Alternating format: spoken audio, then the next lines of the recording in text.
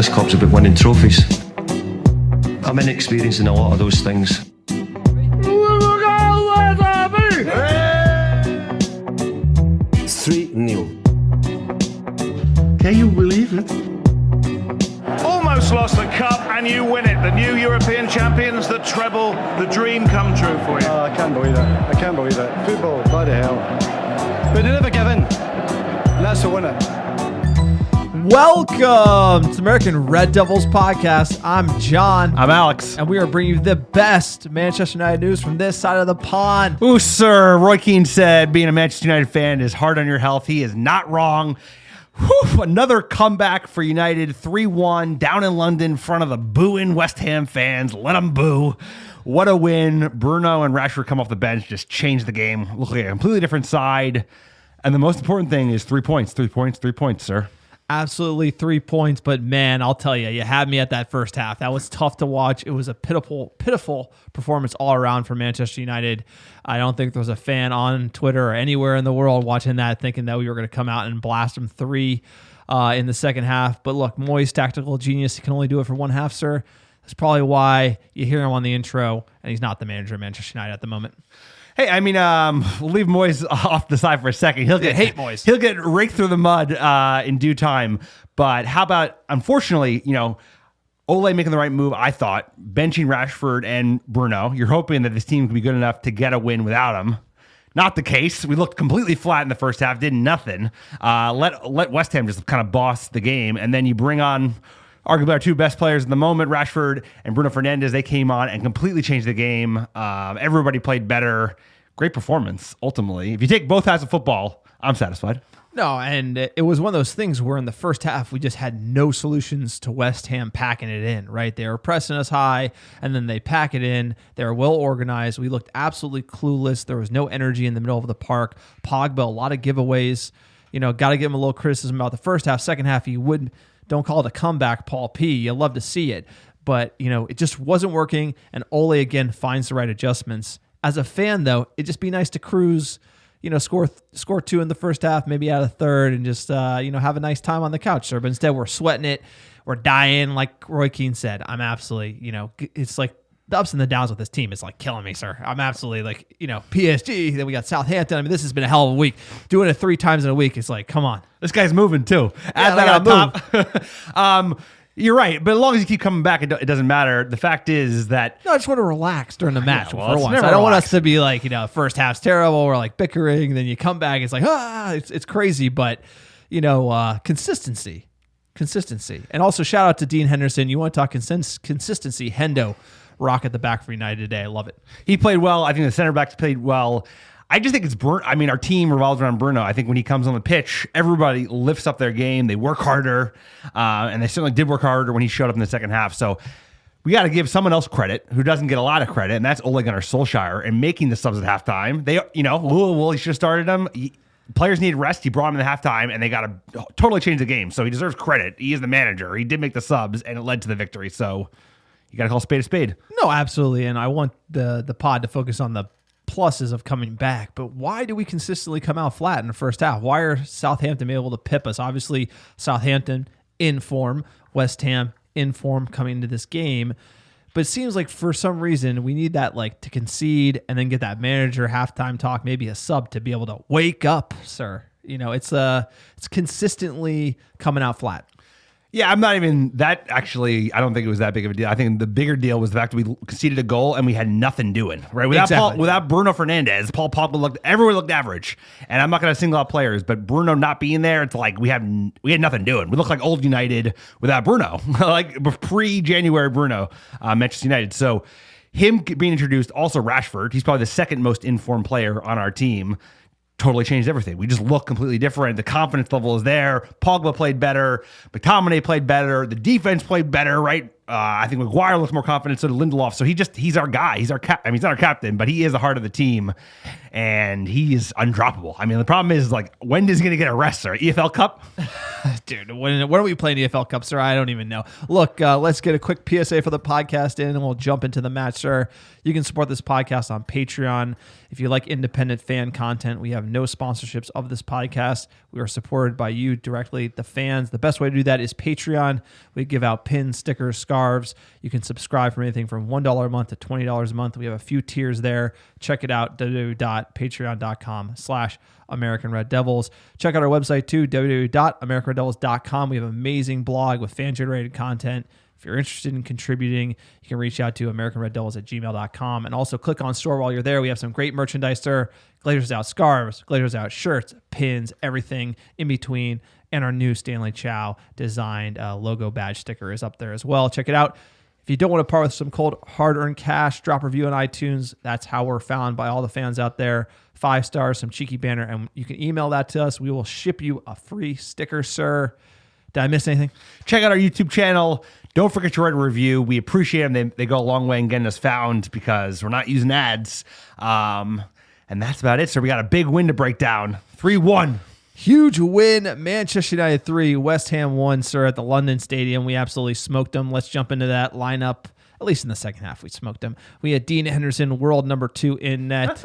Tellis, Maguire, Lindelof, Wan-Bissaka back 4. The Pog, McTom, midfield 2. We had Martial, Van de Beek at 10, and Greenwood on the right, and then Cavani at number 9. What'd you make of that lineup? What do you think about Ole with the rotation? I mean, I was encouraged by this lineup because I think, we need to rotate eventually. This seems like a good match that you should be able to rotate. And the changes that he made sense, right? We can't really mess with the defense because we got no depth there at the moment. But Rashford needs a blow.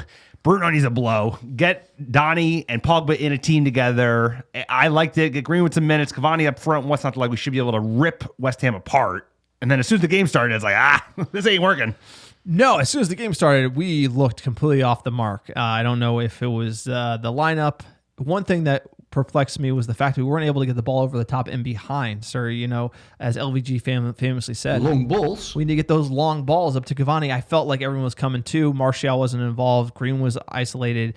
And Donny in the middle just wasn't able to do what Bruno can do. Yeah, I just maybe it was because we didn't have that general that we're used to seeing, our Portuguese Magnifico. So people have become reliant on him kind of lifting the tempo for everybody else, which happened so obviously in the second half. It was like a different team. Yeah, and absolutely. And the one thing that you talk about is just we weren't direct enough, right? And we invited West Ham on the counter. There was plenty of opportunities, sir. We're doing an abbreviated breakdown here, mainly because I got to move. I'm on the move, sir. And I'm helping you move. So it's a team effort. So yeah, it was a tough start to the first half. And it got a little tougher, sir, in the 38th minute. Into the penalty area. Rice! Back post goal! Flag stayed down, and Thomas Souček has finished it off. 2,000 West Ham United fans can celebrate. Ahead of the ball, or ahead of the cross, I should say.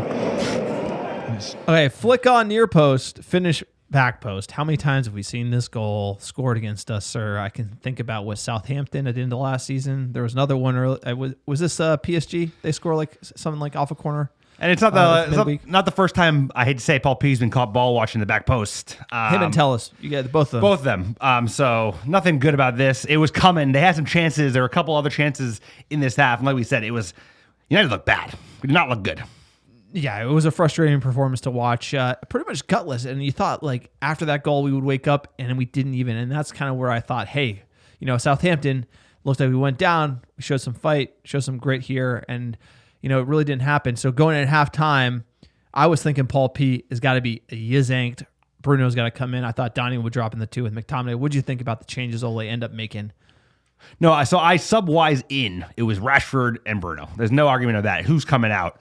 I thought Pogba would get yanked because he did not look good in the first half. Not that Donny looked that great, but ultimately the subs that he ended up doing, bring Cavani off, and who the second sub that he brought off, excuse me at this point, who else in midfield? But I think Pogba. No, he brought off Donny Van de Beek and Cavani for Pogba and Rashford. I actually thought, Pogba didn't come on. Who else came on, sir? Rashford came on as Bruno came on as well, yes, and they came on for Cavani and so Donny Van de Beek. Bruno for Van de Beek, like for like, and then Rashford for Cavani, that's like for like as well. The only I think actually Martial switched into number 9, either way, I thought Pogba had to come off, and I thought Ole was kind of keeping him on just for his reputation. And I was like, look, Pogba's got to pull something out of his locker in order to be able to do this. And lo and behold, 64th minute, sir. Land, and Dean Henderson is there well ahead of Bowen. And what a ball that is down the line to Fernandes. Fernandes inside of Ogbonna. Bruno Fernandes tees it up. Chance here. The shot comes in. It's a sensational goal by Paul Pogba. What a strike with his right foot. A blistering counter-attack by Manchester United. It started with Dean Henderson. Fernandes gets the assist.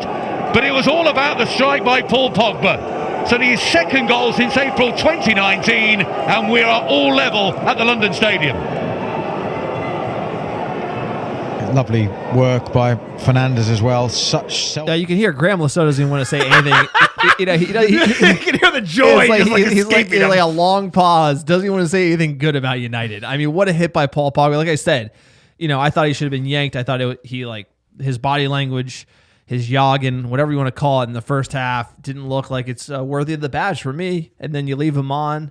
Ole knows better than me. He's getting paid the big bucks, and he pulls something out of his locker. And after that, I thought Pogba kind of woke up. I think after he, we've talked about Paul P, and I said, if this team starts to kick on, Paul Pogba will be a part of it. But he's not going to be the one to drag it over the finish line like a Roy Keane or maybe a Bruno Fernandes would.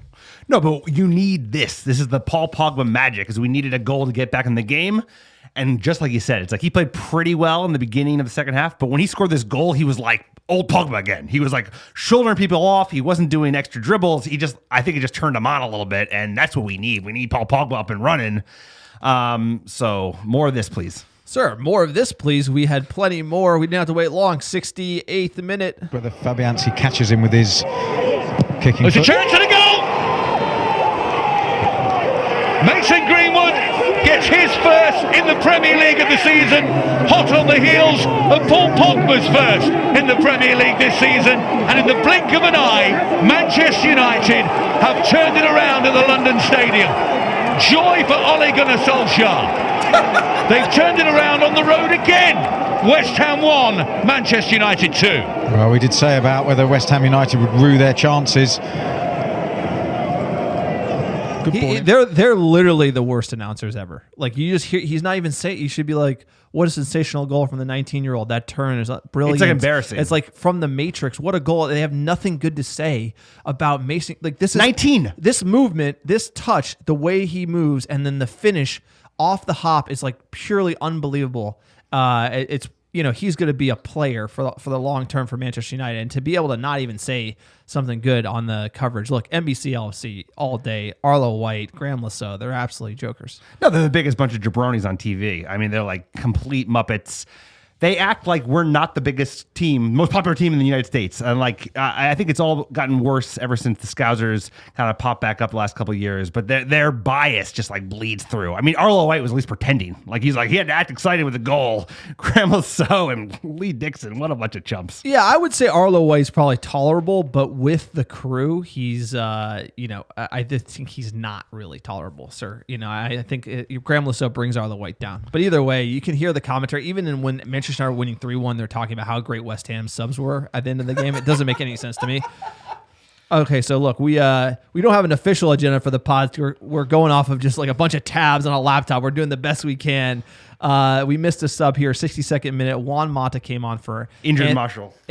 Injured Tony Marshall. It was a sad walk for him on the sideline, but Mata coming in, going on the right. I thought that the thing about Mata, he goes to play on the right, but he tucks in with the 2 with Bruno, and then they just own that ball, and we look so much more confident. West Ham had nothing doing when we had those 2 on the ball, so it's not a surprise. Mata comes in, and then shortly after that, 68th minute goal. So that was a sub we did miss, but an important one, I think, changed the game for Manchester United. It did, because there was such little space, right?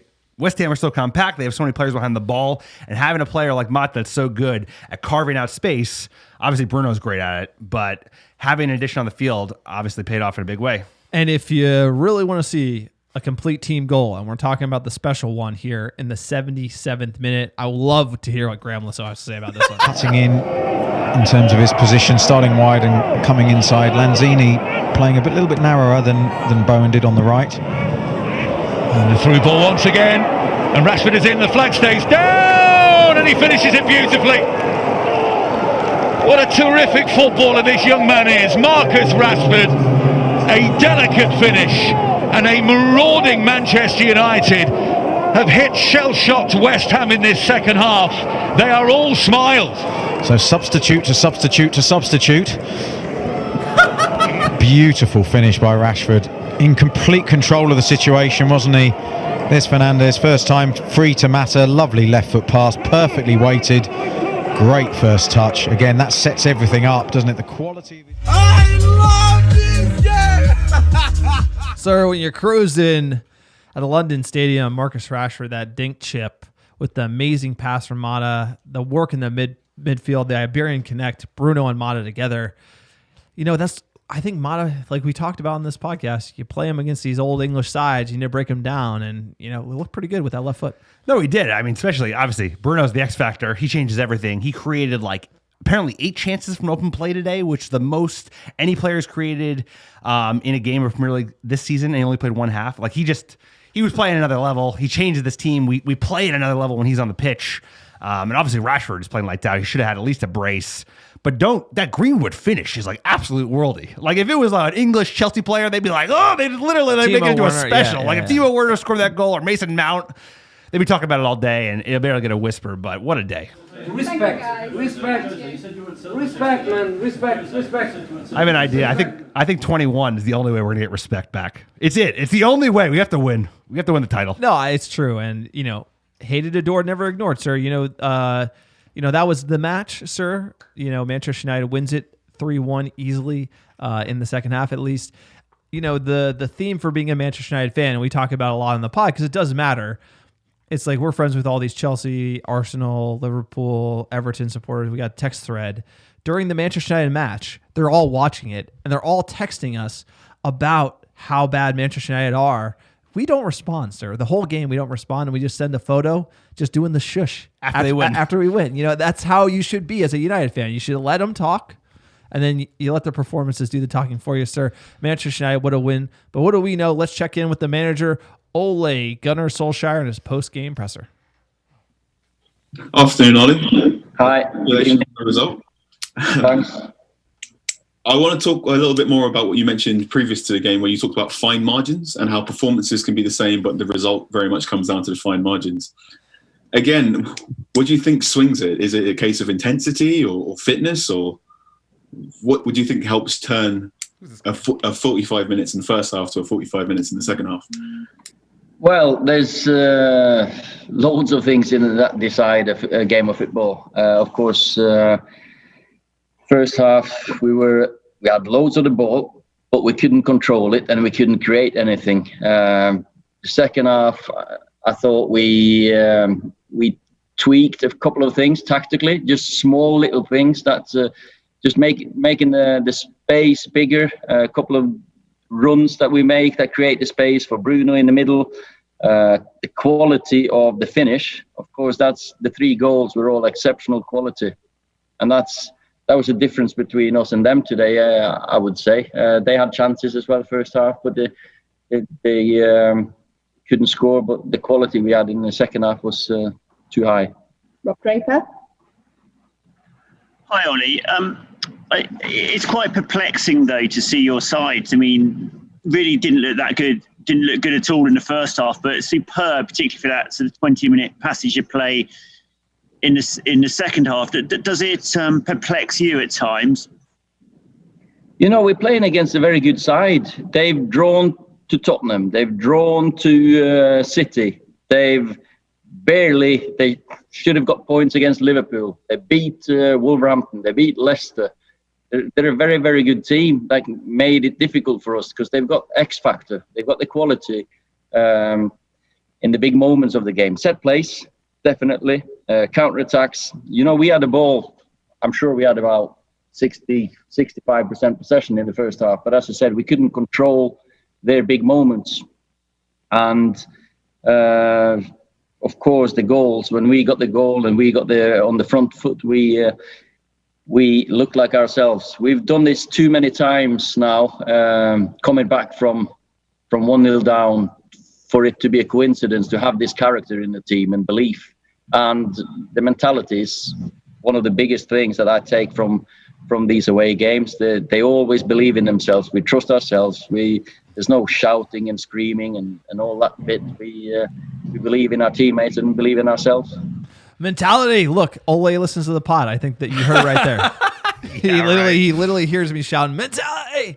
So they're building something. It's like I'm starting to believe, mate. It's a long road here. There's gonna be ups and downs between now and then, but they're building on something. This team has a grit and a comeback factor that the old United team used to have. We were never out of it. Sir, the old United team could do it without Bruno Fernandes for a game against West Ham. That's the difference. And not yet. Who could step up and how can we do it? The problem with Ole is what's the second team that you can use to rotate with all these tight fixtures in December without Bruno? How is he going to get a rest?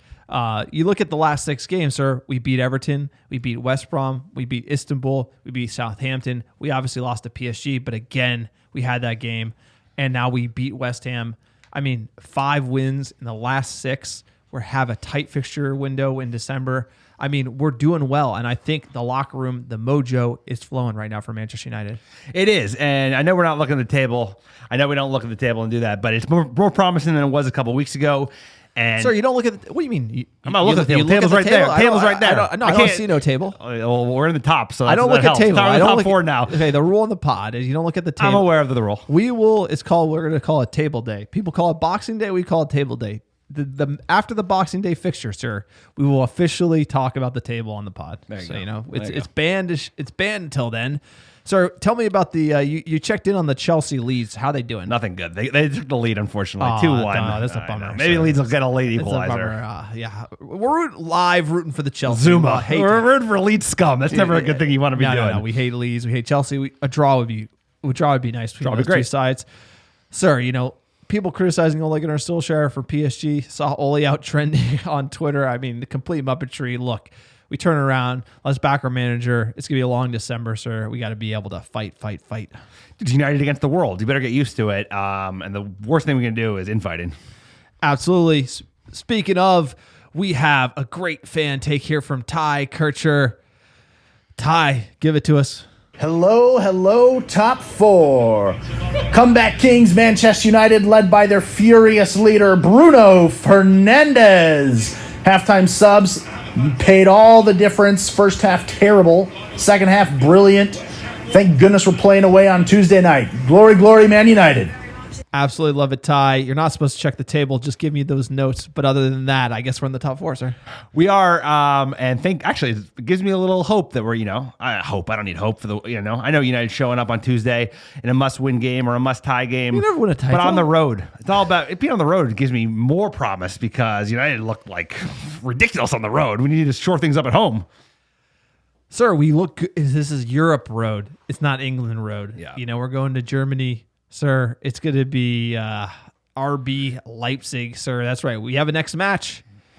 We're going to jump into it, sir. You know how we do it on this podcast here. You hear this? Hear it? You hear it? You know I do.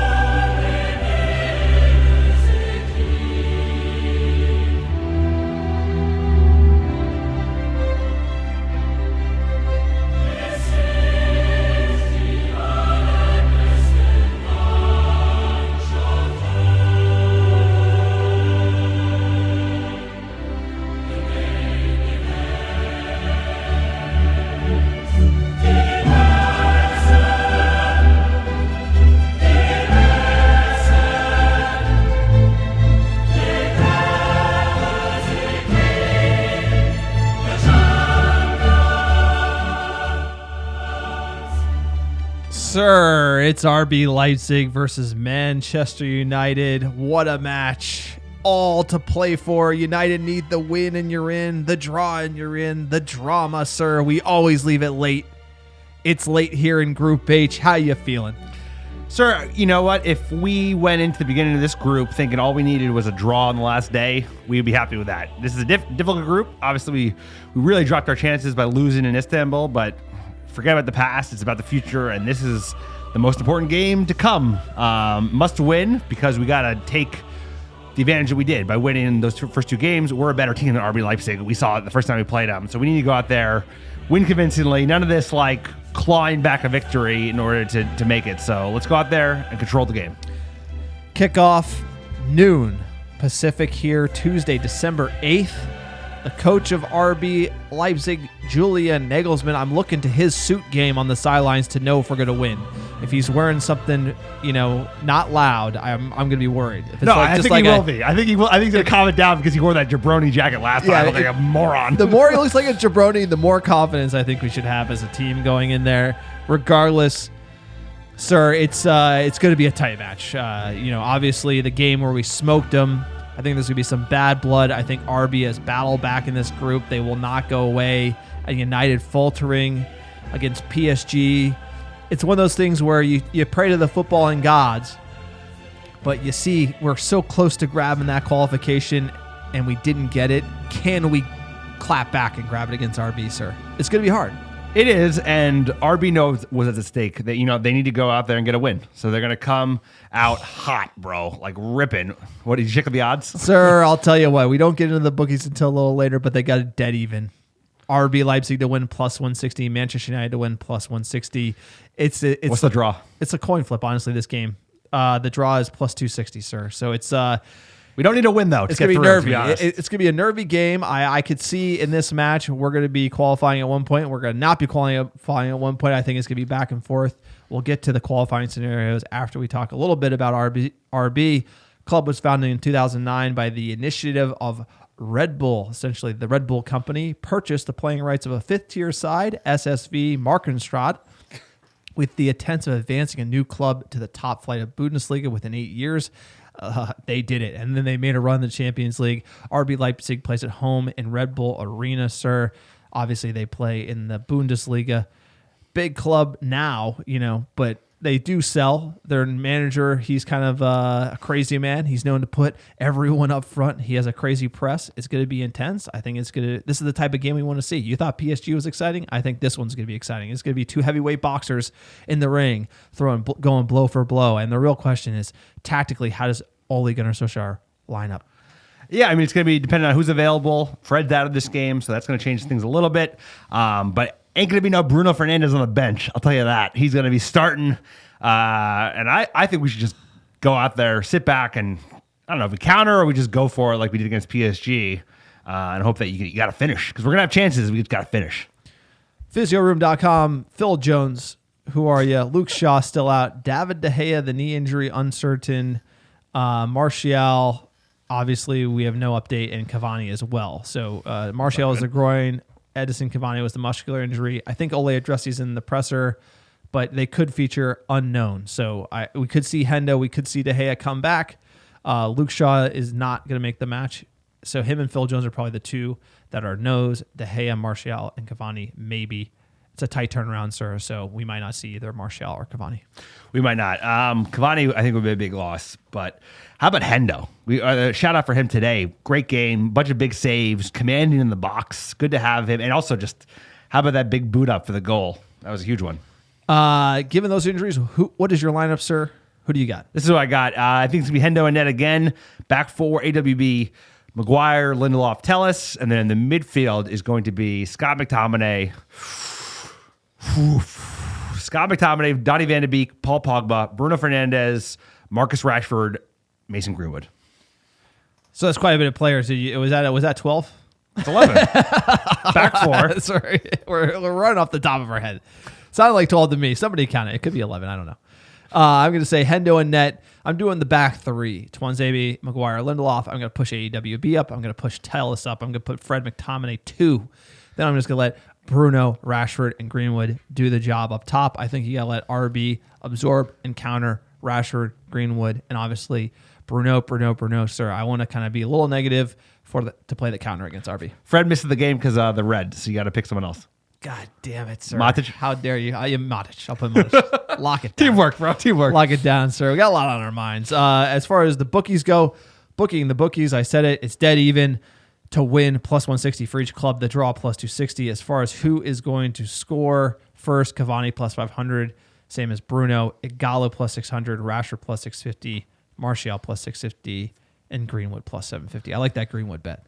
I do, because I think now that he's off, he's gonna be starting, and I think Paul might start too, because he's up for a game. Sir, so we shall go through the qualifying scenarios through this very complicated chart. I think the chart could be made a little easier, but it's very complicated. Basically, United win and we're in. If we draw and we're in. If Leipzig beat us, there's only one scenario where we could potentially make it, and that's, I did say last pod goal difference wouldn't matter, and I actually overlooked Bakashare beating PSG at the Parc des Princes. So if Bakashare squeak one out against PSG, the goal differential is we have 6 going into the Leipzig game. PSG has 3. If Bakashare beats PSG, which the bookies will tell you won't happen, say they beat them by 1, we have a buffer, so we just can't lose by 3. So United basically can't lose big against Leipzig in the off chance Istanbul beat PSG, sir. But when we're talking about those type of margins, we got to be drawing. We got to be winning. It's exactly like Leicester on the final day of the league. Win and draw, and you get top 4. This is win and draw. You get Champions League knockout stage football. I'm nervous. You win, and you might win the group still. It's like as long as PSG doesn't actually, which they might just rip open Bakashare for 5, 6, 7 goals. That's probably what they're going to try to do so they can win the group. But everything's still left to play for, right? Let's go out there. Same as the fact that we did it against Leicester actually gives me some hope. This team has done it. When it's all on the line, they've done it. That was an important game. It was squeaky bum stuff, that penalty, and then Lingard getting the ice at the end. It's going to be the same thing. RB's going to have everything to play for. Nagelsmann's playing for a new suit, bro. Sir. Those suits aren't free. Sir, let's skip it. What is your score prediction? What do you think? 1-0 United. Sir, I'm feeling, I hate to admit on the pod, I'm usually very optimistic. And maybe I'm going to call it on the negative side in the hope that something good might happen. Sir, I'm a little superstitious about the jerseys, everything. I just feel that when you're that close against PSG and you don't do it, you ain't going to get it away at RB. I think that RB is going to have a lot of fight, and unfortunately, I just got those vibes, sir. Maybe it's just something wrong with me. You tell me. You tell me. I got bad juju about it. It should have been done and dusted. PSG, should have smoked them. PSG at home. That was the game. It would have done. It would have corrected a lot of wrongs, like the previous time they came into our house. We couldn't do it, and then I don't know if we're gonna be able to clap back. It's not how you start; it's how you finish.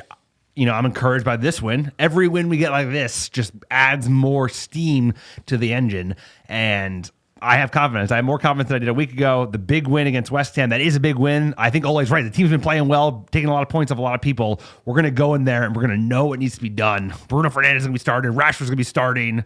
Aaron Maguire's looking like a top center back again. A lot to play for, sir. Sir, I think you convinced me.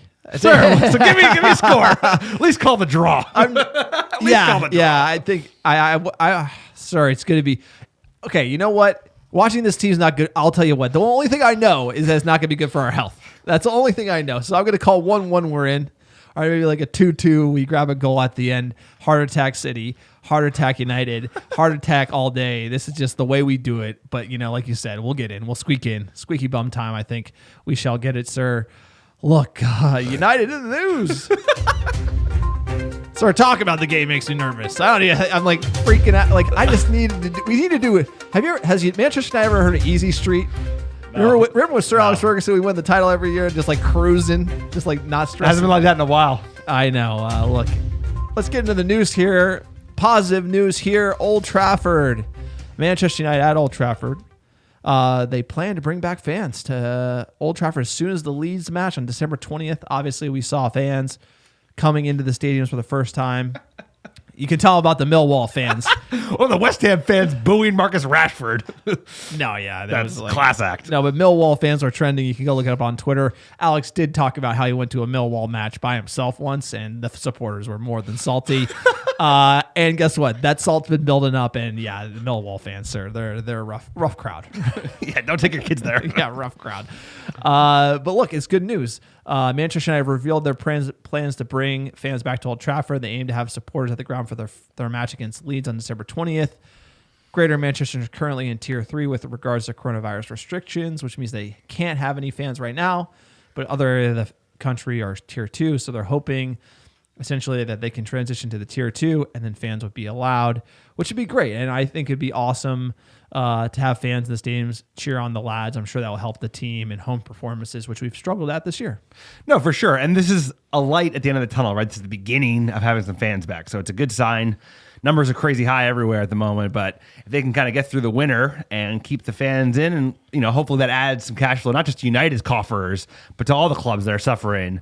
Because the sooner fans get back, the better, right? Like you said, even to have the West Ham fans, salty West Ham fans, whistling at Rashford, it still adds something that we missed for the last 6 months. No, absolutely. And just the singing the songs and just like cheering on the supporters, it will go a long way. I'm surprised England's waited this long to get fans back. They waited till like literally the winter. Could have been done in the fall, but I guess, now is better than any time. I mean, I'm glad to see some fans in the stands. Next bit of news here: Manchester United are set to install safe standing section at Old Trafford, sir. This has long been overdue. Manchester United have been approved to install 1,500 barrier seats early next year as they prepare to trial safe standing at Old Trafford. Obviously, everyone knows that back in the day, you were able to stand at football matches. It's basically standing room only. A lot of issues, safety. So then they transitioned to obviously everyone has to be seated. Clearly, if you go to the Stretford end, you're staying the whole game anyway. It'd be nice to have a bar to lean on. Actually, I as a fan, I don't sit when we're in the away section. Clearly, we don't sit all game. When we go to home matches, we're in the Stretford end. We don't sit all game. And so actually they're installing these bars, which are meant for standing. And so the seat kind of collapses and there's more space for standing room. And I really like that rail. It'd be much better to watch the game. Everyone's standing anyway. And you and me had some I think it was the PSG game. We went to Bishop's Place at noon. The game kicks off at 8, and by 10, our legs aren't working because we've been standing for 10 hours straight. That's the booze, sir. That's all the dark ales. Have a dark ale. Have a couple, sir. Have a couple. Have a dark ale. Yeah, no, I don't. Yeah, but either way, it'd be nice to have a rail to lean on after a few dark ales. It would be, and this is kind of a return, right? Like they used to have the terraces, and that's kind of a return to the terraces where everyone would be standing and you kind of push up. Obviously, they had safety issues. They had some unfortunate events happen in England in the 70s and 80s. So having this be brought back, obviously safely, it adds stuff to obviously like the atmosphere, more cheering sections. But you're right, it's like in the hardcore sections, most people are standing the whole time anyway, and the way it's set up is it's not great for standing. Yeah, and where it would be in the north. I believe it's northeast on the lower tier of the northeast stand, in between the Sir Alex Ferguson stand and east stand. And that's just where they're going to trial it. And eventually it would come up to the Stretford end. But, actually having the seat makes it harder to stand. And actually, I think because people, some people have a few too many dark ales, and you get up there in the Stretford end, it's a steep. It's a steep angle, so you kind of have to having the rail would help. That's all I got to say. Well, this is also good because this is going to be across from the away section. So in theory, right, you'd have some loud vocal fans kind of shoring things up because I don't know who decided to put that away section where they put it. That makes no sense. But anyway, that's for another day. Next bit of news here. The Manchester United cyber attack is finally over. Reports coming out of Old Trafford. We talked about the cyber attack. We've covered it. Complete Muppetry. And now everyone's saying it's business as usual after 2 weeks of extensive investigation by technical experts and upheaval after a major cyber attack on their IT systems and a ransom demand from the unknown hackers. Most of the staff was back on late Friday. So apparently it's over, but nobody knows whether Manchester United paid the ransom or not. Newsflash, they paid the ransom. Yeah. I mean, we still can't buy season tickets, right? I think that was an issue for a while. But they definitely paid the ransom, or paid a part of the ransom. Insurance paid the rest, but they paid it. Yeah, they paid it. They got the data back. So yep, everything is back on Old Trafford. Just thought we'd cover that. But again, more Muppetry from Ed Woodward. Not sure how he has his job. He did come out this week with a few comments kind of funny about, hey, we back Ole Gunnar Solskjaer. We're going to buy all these players in the window and we're going to back him when the balance sheet has $58 million in cash. It's kind of a riot. Basically, they got to sell players to fund these transfers, and it's just a smokescreen. You can't trust Ed Woodward. He's going to be lying to you every goddamn day. That's all he does. He gets paid to lie, basically, sir. So that worried me because I was like, oh, no, they're going to fire Ole. As soon as you get we're backing our manager, it's like he's in trouble. Yeah, and then the Glazers came out and they said that they gave an explanation of why they're taking their dividend. They said it stabilizes. They said that? Yes, they said it stabilizes the stock.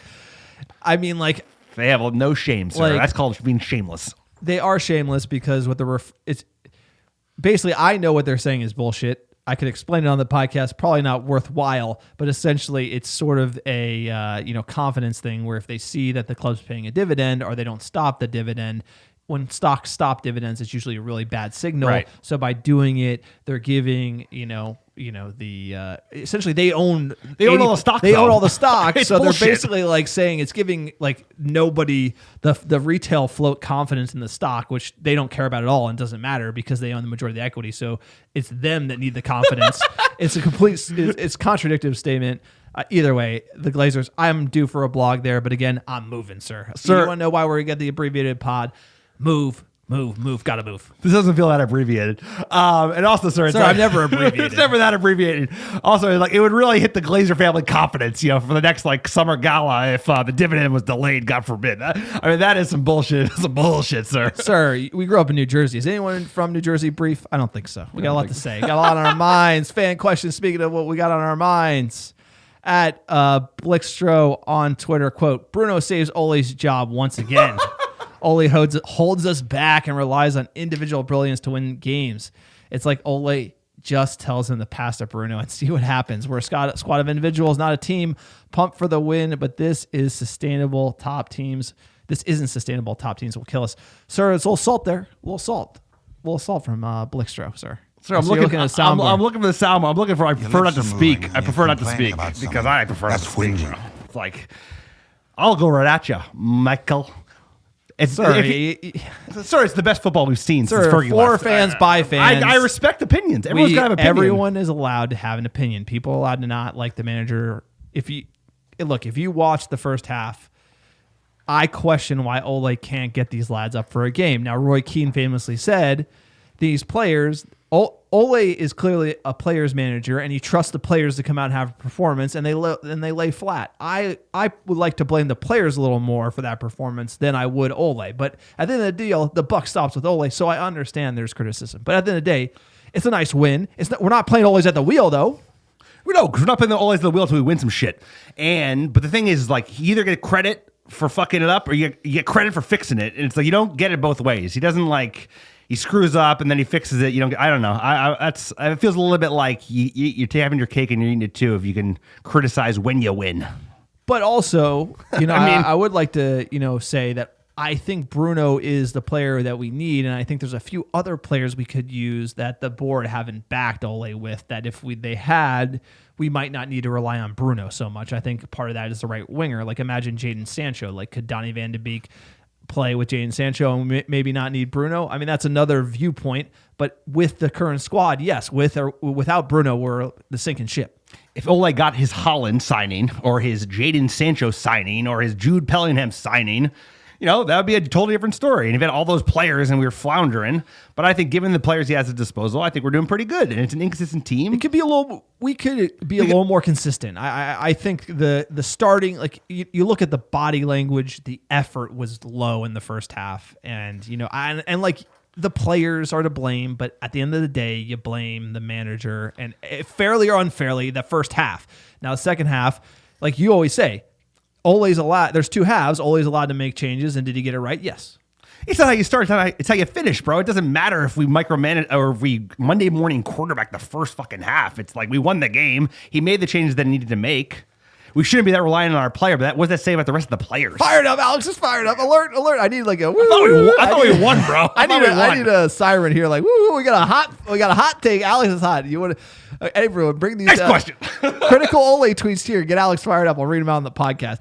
At United Dondo, First of all, I want to say at Bilkstra, we appreciate the tweet. Everyone has their perspective on the team, and that's why we are the American Red Devils for fans by fans. All fan takes are valid, sir. At Dr. Jekyll and Mr. Hyde FC, emotional roller coaster is an understatement from United Dondo. And I think this is kind of what the fans are saying, like, hey, I just want to sit on the couch and relax, watch a nice game. And we're not getting that. We're getting this crazy Ferrari, first gear, fifth gear, just like ripping around, and we're kind of like, figure it out already. And I understand that a little bit. I do, but you have to be a little bit patient. It's like, it's been a long road ever since Sir Alex Ferguson left this club, and we just got to like chill out a little bit and realize it's not all going to happen at once. You don't get everything. You don't get the whole world all at once. Sir, next tweet at Dave Paz. I love these guys with bullets. Keep Alex fired up. Wow, dog shit for 60 minutes. Then we turn it on. In the future, I'm not turning it on until the second half because this team is driving me crazy, sir. Yeah, imagine having a pod. Sir, I love it. I love a comeback win.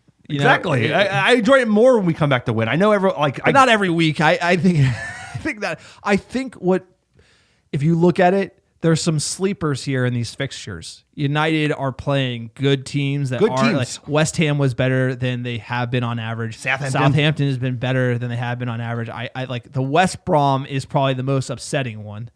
That was really poor. But you look at Southampton's encouraging, PSG encouraging, and then West Ham, a good West Ham side is encouraging. And if we qualify against Leipzig, if we do it well against Leipzig, then, we're not going to be talking about West Ham at all. If you look at the table, sir, which I don't do, you can't really complain. But we're in a position. We beat West Ham. We're acting like we lost the game. We won 3-1. We scored 3 goals. They scored 1 goal. We won the game. It's like we're acting like 20 titles? Like we lost the game. Sir, 20 titles. We got, we're used to the fine china, sir. Manchester United fans are used to that.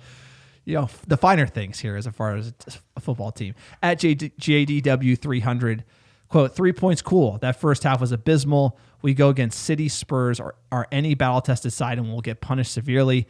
I said halftime subs were crucial, and they were. Bruno and Rashi did their thing. Pogba and G Wood got one onto Leipzig, sir. At Greekfest 1981, watching tactical genius David Moyes is bad for health. Love that one, Emmanuel. And at Michael Magallis, quote, Ole always gets blamed, but these first half slow starts seem to be completely on the players. Ole lights into them at halftime, thinks miraculously turn around, represent the damn badge, and find some motivation.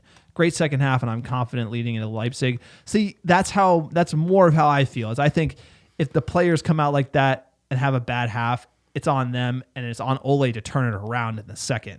And so if Ole didn't turn it around, then I'd be a little more on him. But because he was able to, you got to give him a little credit for this match. What if he made the subs in the 60th minute and we didn't win? We just tied the game. It's like he could have waited. It's like all these things that like he might necessarily get credit for because the first half was so bad.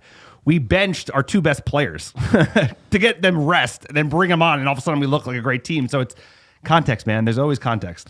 At J.A. Smith 99111, quote, is it wrong to say that I like Henderson in goal better than De Gea? I say keep him in. Sir, what do you think? No, we were talking about this. There's certain things that he looks a lot more confident than De Gea in the air, right? Like muscling bodies out at a corner. But reflex, shot save, foot save, there's no player better in the world than De Gea, right? Like that shot that went wide, he would have blocked it. So I'm just saying, is De Gea does certain things better? Dino does certain things better. For a game like West Ham, it might be better to have a Dino in just because how physical they are. I think you're right. I think like a game like RB, it's almost like you put in De Gea, but you play like an old English side, like Dino's, like he's a little sturdier than David De Gea. And now we got goalie controversy. I don't know. I love Dave Says, but Hendo's looking good. And he made that great outlet pass. Did it go in or out of bounds? We didn't even talk about that. The VAR check they don't even have an angle on it. They just wanted a chance to overturn a beautiful goal. I mean, Dino can put a ball out like that, and I haven't seen a De Gea kick a ball like that ever. Yeah. I mean, that was a hell of a ball. I think it's his job probably in 2 years officially, and maybe there'll be some transition. Maybe not this year, but next year, really. Next tweet, at T. Zolski on Twitter, quote, I'll take the 3 points, but we have to figure out how to play and win a game while giving Bruno a rest. Totally agree. The team either looks disinterested or lacks confidence without him on the pitch. It's amazing the impact he has. We absolutely stole him from Sporting. I mean, totally agree here. He's our whole team. We would be screwed without him. It's a big concern. The fact that we can't show up without Bruno is the concern. I mean, that's my biggest issue. We play really well when he's on the team. Without him, we bench lost. Ronaldo a lot, though. Ronaldo played a lot of games, pretty much all the games. When you have a player like Bruno, he's got to play a lot. He's going to play every game he's basically healthy for. I mean, the problem is we have so many games. This schedule is like obscene because of what happened this year, right? It's been a non-traditional year, so you get a non-traditional schedule. At CJ Saz on Twitter, quote, is Pogba back on the good side now? That one for Alex. You had a lot to say about Pogba in the first half. Well, he didn't play well in the first half. And you even said he should have come off, and I probably agreed with him. But I think he looked like he was turned on as soon as he got that goal. He was running a lot more after he scored. So, like you said, if this team is going to succeed at anything this year, he's probably going to have a big part to play in it. I think he's a passenger, sir, and he could be a passenger on Title 21. Just you heard it here first. Title 21 times. At the Alex Davis 33, we'll finish up with this one. Quote, I just want to throw a Maguire appreciation tweet out there. After some dreadful form to start the year, on and off the pitch, he's been rock solid. And I thought about that the other day. We're not talking about our defense at all, and that's good news. Like Lindelof, Maguire, they're doing a job. They're working hard. AWB with that tackle today. I mean, unbelievable stuff from our back line, and Tella slotting in. Obviously kind of fell asleep on the first one, but doing a job. And Harry's been lights out. He's been playing terrific, as has Lindelof. They're like leaning into the physicality, not shying away from a tackle, and you'd love to see it. I think that's why you kind of give these guys time. You need to give the players time. You need to give the manager time. And while, we're the fans on the couch with those jerky reactions, you said it's not how you start, it's how you finish. It's how we can gel over time. And look, a big game against RB Leipzig. And if we don't qualify, it's going to be dark days for United fans. But sir, we got a hell of a December. Lots coming on. That's been the podcast. We appreciate a little abbreviated podcast here, kind of flying by the seat of our pants. But like I said, with the move, sir, we got to get these in, and there isn't enough time. Abbreviated hour pod. No, well, you know what? Given the United 51, giving the United fans what they need, it was a great win. I thought it was a great win. Sir, I love breaking games down with you. Talking United with you. I could do that. For top stats. What we got? I could do another 3 hours. You know me. This guy's sweating over here. Sir, give us our top cities last 7 days. Number one, how you doing? Tuscaloosa, Alabama, Washington, Missouri, LA, California, Chicago, Illinois. So you want to keep going? You want me to Bristol, do it? Pennsylvania, Orlando, Florida, Street, Maryland, Atlanta, Georgia, Mansfield, Ohio, South Burlington, Vermont. Appreciate everyone who listens to the podcast. Also, shout out to Norway, Oslo, 11 on the list. The Shire, absolutely love it. I know you back Ole Gunnar Solskjaer. Give the manager time. Support the lads. We have a huge game Tuesday against RB Leipzig. We will be podding that as well. You want to support the podcast, check out our Patreon, patreon.com/AmericanRedDevils. You can also drop 5 stars on iTunes, leave some cheeky banner. Check out our blog, www.americanreddevils.com, sir. Absolutely love this stuff. Doing the work. I'm moving. We got to go. As always, kicking a blue.